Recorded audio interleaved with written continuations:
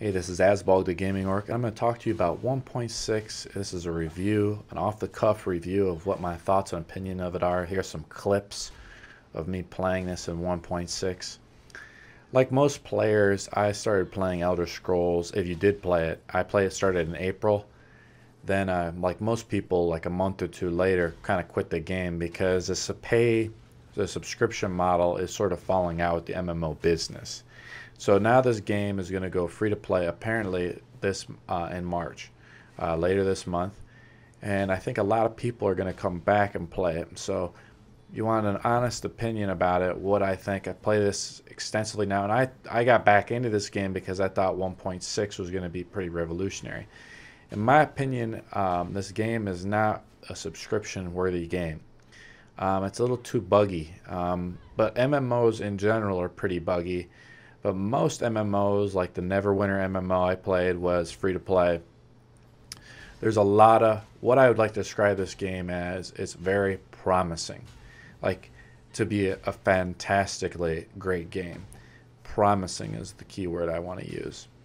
But it still has a lot of problems. I'm mostly a PvP player, so one of the main issues I have, and I doubt that most console players will have this problem, is that when you get into Cyrodiil and you start having these big group Zerg fights, the game slows down for me. For whatever reason, I have a really top-notch computer. I have another video I'm going to explain about how to improve the PC, how to improve your CPU, because I lowered the graphics down to minimal, and I was still only getting about 20 frames, maybe 15 to 20 frames when you start getting 50 people around you in the battleground. And I remember Alterac Valley was kind of like that in World of Warcraft. And what this game desperately needs, at least on the PvP front, is they need to get basically a small-scale PvP, whether it be a 10v10, 15v15, or an arena-style PvP. Now, the PvE is really pretty cool. Something that didn't exist was the pledge system, and the Undaunted tree has been sort of filled out. And the Undaunted tree is pretty cool because you get these really powerful passive abilities, and basically they force you to go through the PvE content on a daily basis, and the rewards are really good. You can get a lot of epics out of them, and you get the shoulder drop epics and the helm epics from a two-piece set. It's like a monster set. It looks really pretty cool.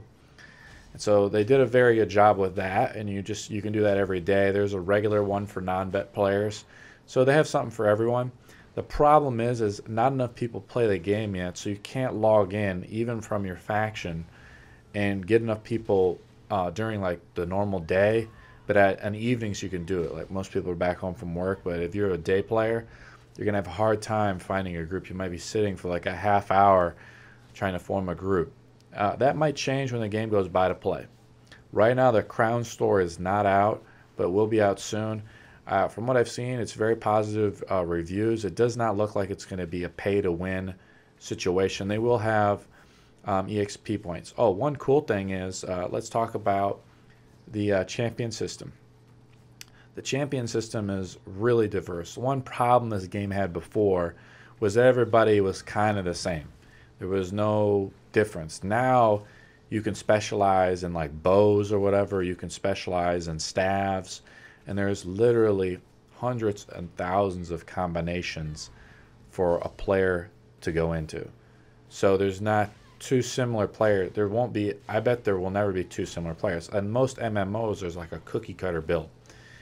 Still has a somewhat of a cookie cutter, min-maxer type of idea behind it, but not really. The cool thing is you can play almost anything. You could play even a non-totally maxed out stat. Like if you wanted to be a Magicka user and a Stamina user simultaneously, you could do that. You might not do as much damage, but you would be able to do pretty okay, I think. Because even as a Nightblade, I'm a stamina-based Nightblade right now, but I still like to use some of the magical abilities because they have such utility. Like Crippling Grasp is really powerful in PvP. I mean, it's a ranged root, essentially, a ranged immobilization on a single target. Some people are complaining about the Jesus beam, like Templars are pretty powerful. I guess they nerfed that right before the patch release, so it's not as powerful. But it gives Templars much needed DPS. To me, it feels like plate wearers have been nerfed a little bit. Before their PvP, they were just shield blocking infinitely, dodge rolling, and casting in one spell and reflecting an infinite amount of projectiles. So PvP seems more balanced. But again, the system problem of getting over, say, 20 frames for most people's PCs is going to be really problematic, and it's another big deterrent for hardcore PvPers. It's not a graphical issue, because I meet their ultra setting. You have to have a graphics card with 2 gigabytes of RAM, and I totally meet that condition. So basically then it's just computing speed. So you're going to need a very powerful CPU to run the game on ultra and a Cyrodiil 50v50 Zerg-like setting. That's what I'm assuming. I'm going to do some more research about it, but I have a strong hunch. What else that's pretty cool? The Ledgermain, or whatever you want to call it, skill line is really pretty cool. I just made a video on that in my channel. You can check that out too, about how to become a better in that skill line. This is basically a part of the justice system. This is something that should have been introduced when the game first came out, because it's very unique and Elder Scrolls like. And I feel like this should have came out when they first released the game. It felt like it should have been there, and they put it in there just now. So this is the 1.6. In all honesty, it's still a little buggy. For instance, I'm having issues with nameplates. They'll fix the bugs out eventually.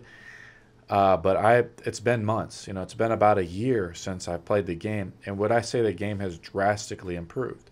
I would say the game has improved by about 30 to 50%. So you had from before, and if you're just a PvE player, this game has really unparalleled PvE. Let's compare this to a game like Shroud of the Avatar, which is another game, another MMO that people are looking at my channel for.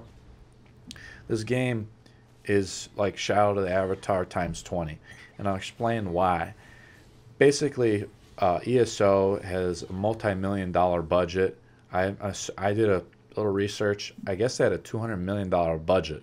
So this game has been a massive flop, because MMOs are extremely difficult and fickle to get the right market for. But Shroud of the Avatar isn't even a polished game. It's still in a quote-unquote alpha. That game won't be ready for years, and you're already seeing Elder Scrolls flourish into what Shroud of the Avatar could.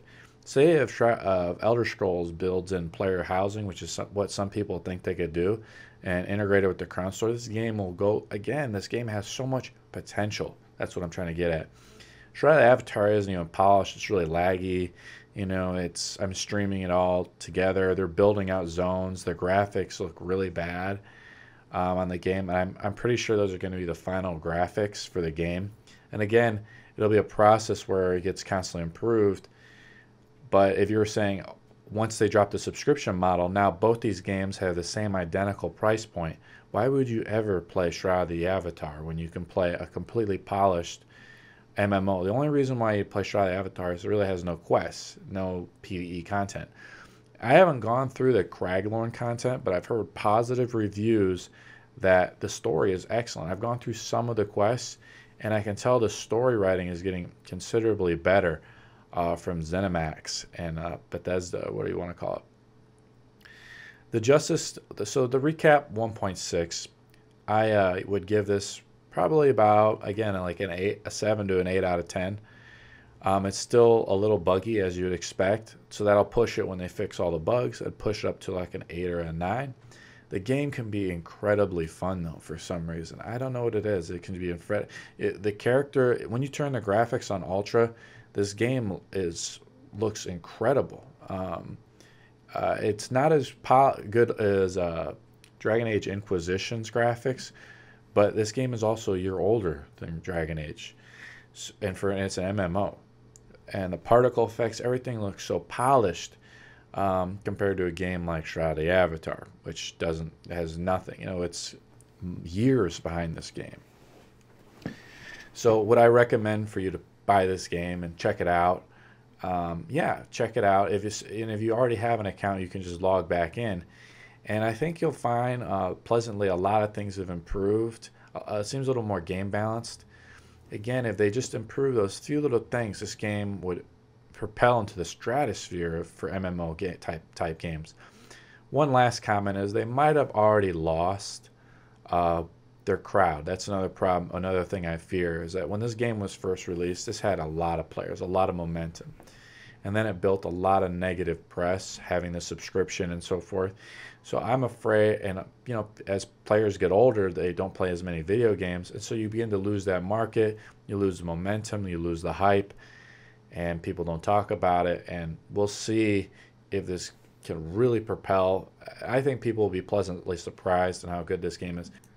Personally, I think this is the best MMO on the market. And with that being said, if you like this little review, and I hope this gave you some insight, check out Elder Scrolls. And if you have any questions, comments, or concerns about the game, leave them in the comments below. Like and subscribe, and I'll see you guys in the next chapter. Thanks for watching.